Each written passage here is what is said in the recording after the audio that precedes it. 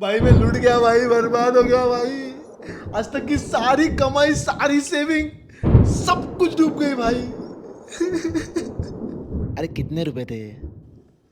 पूरे 1 मिलियन पैसे थे भाई। इतना पैसा? लगता है ये चीज ये कभी नहीं भूलेगा। भूला पर सारे पैसे खत्म कैसे हो गए? तूने सारे रिस्क तो मैनेज किए थे ना? मैं इन्वेस्ट तो करता हूँ। अरे पर इन्वेस्टिंग के पहले तेरे पैसे को सिक्योर करना बहुत जरूरी है। रिस्क मैनेजमेंट करना बहुत जरूरी है। कौन सा मैनेजर? अरे जोखिम प्रबंधन। ओ, अच्छा अच्छा। क्या क्या होता है वैसे ये? देख, महान वॉरेन बफे के दो दूध बड़े फेमस है। दो रूल बड़े फेमस है। Rule number 1, never lose money. And rule number 2, never forget rule number 1। Never forget rule number 1, never forget rule. याद रहेगा? हाँ हाँ, क्यों नहीं। अब तुम्हारा भाई बादाम खा रहा है। लगता है रोना ही भूल गया भोसड़ी का। अच्छा ठीक है ठीक है। तो नो मैटर कि तुम लोग की सैलरी क्या है, अगर तुम लोग ने मोस्ट पॉसिबल रिस्क को मिनिमाइज नहीं किया या फिर उसके लिए कोई प्लान नहीं किया तो, लौड़े लग सकते हैं। और जो भी सैलरीड एम्प्लॉयज और बिजनेसमैन है, ये एक गलती की वजह से अपनी लाइफ की सारी हार्ड एंड अर्निंग्स खो बैठते हैं। और ऐसे दो मेन रीजंस है जिसको समझ के अभी हम लोग उसका सोल्यूशन निकालेंगे। तो सबसे पहला है never lose money, never lose money, never lose money, never lose money. Okay, so पहला है इमरजेंसी फंड।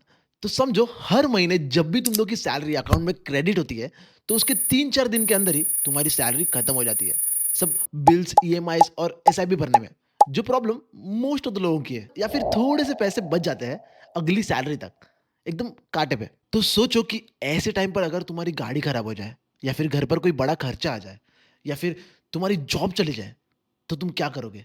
मेरे पास इन्वेस्टमेंट है ना, वो तोड़ के यूज कर लूंगा।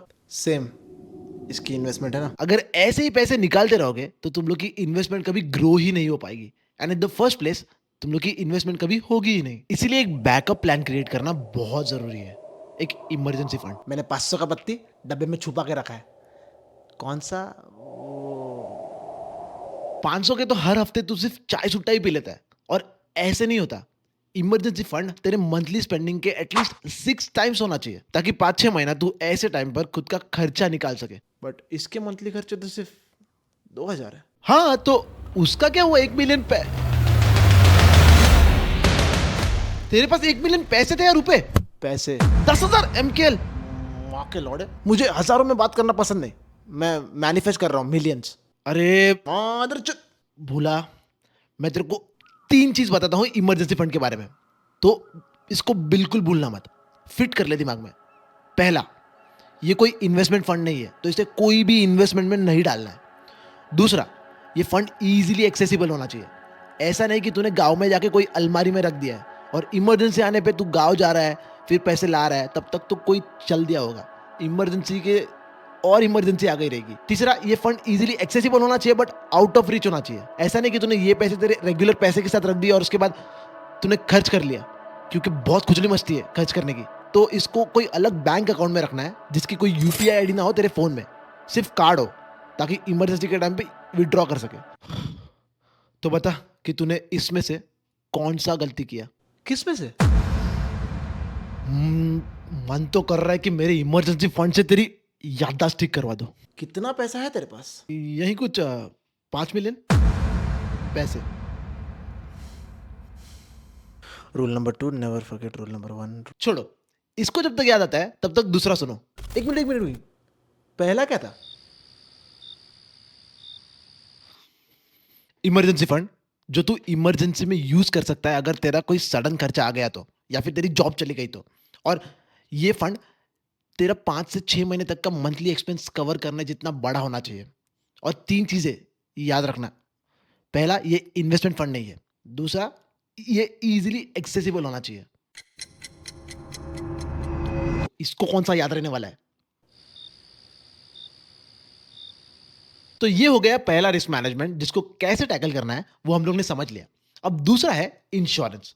और अगर तुम लोग अल्ट्रा रिच कैटेगरी वाले हो, मतलब सिर्फ दिखने में नहीं बट असल में हो, तो तुम लोग ये वीडियो यहीं पर बंद कर सकते हो। बट अगर नहीं, तो तुम लोग के पास 100% इंश्योरेंस होना चाहिए। अब इंश्योरेंस बहुत बड़ा टॉपिक है, तो जो अब एक मोस्ट इंपॉर्टेंट एस्पेक्ट है वो बता देता हूं, व्हाट टू इंश्योर। और उसमें सबसे इंपॉर्टेंट है दो सिचुएशंस। पहला है लॉस ऑफ इनकम। तो लॉस ऑफ इनकम का इंश्योरेंस, जिसे हम लोग लाइफ इंश्योरेंस बोलते हैं, वो घर पे सबका नहीं होगा तब भी चलेगा, बट मेनली वो घर पे सारे इनकम अर्नर्स का होना चाहिए। और तुम तीनों को लगेगा कि तुम लोग बहुत लकी हो। ये तीसरा कौन है? जो वीडियो देख रहा है। But life is fucking unpredictable. एक मेजर इलनेस, इंजरी या फिर एक्सीडेंट में कुछ भी हो सकता है। इसलिए बाद में पछताने से अच्छा अभी एक इंश्योरेंस पॉलिसी लेना एक बहुत स्मार्ट मूव है। और एक इंश्योरेंस लेते वक्त एक चीज का ध्यान रखना कि एक्सीडेंट कवरेज के साथ एक डिसेबिलिटी कवरेज भी हो, जो मोस्ट ऑफ द पॉलिसीज में नहीं होता। और उसका कवरेज तुम्हारे ईयरली एक्सपेंस के हिसाब से एटलीस्ट 10 साल का होना चाहिए। ये इसलिए कि अगर तुम अपनी फैमिली में एक सोल ब्रेड अर्नर हो तो 10 साल में तुम्हारी फैमिली कोई नया सोल्यूशन ढूंढ लेगी उसे कंपेंसेट करने का। और दूसरा है इनकरिंग मेडिकल एक्सपेंसेस। अगर तुम्हारे पास कोई मेडिकल या फिर हेल्थ इंश्योरेंस नहीं है तो तुमने अपनी लाइफ में जितना भी सेव किया है या फिर इन्वेस्ट किया है या फिर खुद के लिए बचा है, वो सब कुछ एक ही मेडिकल बिल में गवा दोगे। और ये इंश्योरेंस सिर्फ इनकम अर्नर्स का नहीं, पूरी फैमिली का होना चाहिए। उसमें याददाश्त ठीक करा सकते हैं क्या? ए तू किसको बोल रहा है? ए भूला, हाथ में लेके झूला फिर। अच्छा अच्छा ठीक है, हम लोग तेरे को भूला नहीं बोलेंगे, बस तू वॉरेन बफे के ये 2 दूध बता दे रूल। हाँ हाँ, 2 रूल बता दे जो मैंने अभी बताए थे।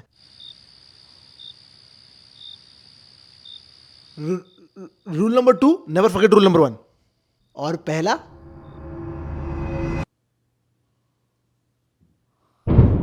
मेरे पैसे डूब गए, मैं बर्बाद हो गया। अरे अरे अरे पहला रूल क्या था? और तुम लोग इंश्योरेंस वगैरह लो और एक इमरजेंसी फंड क्रिएट करो, क्योंकि तुम लोगों को कुछ हो गया तो मेरा एक सब्सक्राइबर कम हो जाएगा।